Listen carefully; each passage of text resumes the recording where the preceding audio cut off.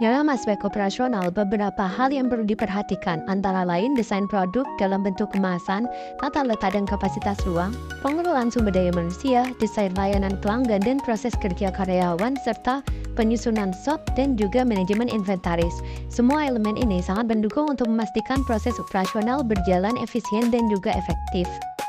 Untuk desain produk, Ratu Keripik di sini menggunakan kemasan cup dan juga plastik seperti yang ada di gambar. Selanjutnya, pada tata letak. Di sini, tata letak usaha produk Ratu Keripik akan berbentuk persegi panjang dengan lebar 3x6 meter, di mana pada bagian depan ruang 3x3 meter, kami menggunakan sebagai tempat penyimpanan produk di dalam etalase dan juga sebagai tempat jual beli secara offline. Sementara pada bagian belakang, ruangan yang 3x3 meter kami gunakan sebagai tempat untuk produksi produk Ratu Keripik itu sendiri.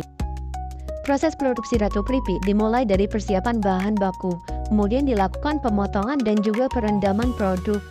Lalu, produk pisang maupun singkong kemudian digoreng dengan suhu stabil yang menggunakan minyak baru. Setelah keripik selesai digoreng, maka tahapan selanjutnya ialah proses penirisan agar minyak yang ada itu tidak berlebihan. Setelah keripik didinginkan, maka selanjutnya adalah mencelupkan keripik tersebut ke dalam adonan coklat lumer hingga seluruh permukaannya tertutup rata.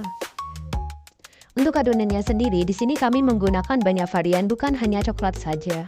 Setelah coklat pada keripik mengeras sempurna, keripik lumer siap untuk dikemas ke dalam wadah yang bersih dan kedap udara guna menjaga kerenyahan serta kualitas rasa sebelum dipasarkan. Proses selanjutnya ialah proses monitoring penjualan dan distribusi produk yang dilakukan secara rutin untuk memastikan kelancaran operasional baik secara online maupun offline.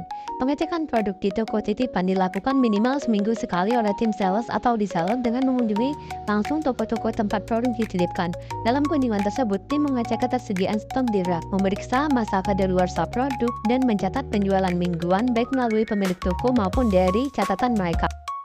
Sementara itu, untuk penjualan e-commerce, pengecekan dilakukan setiap hari pada pukul 10 dan juga 2 sore.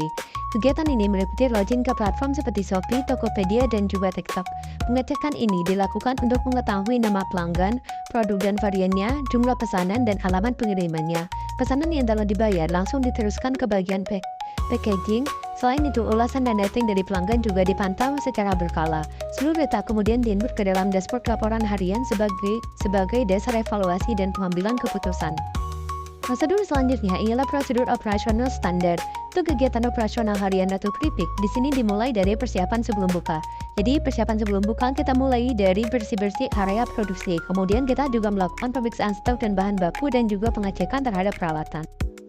Untuk jam operasional produksi dan penjualan, di sini kita mulai produksi dari jam 9 pagi sampai jam 3 sore.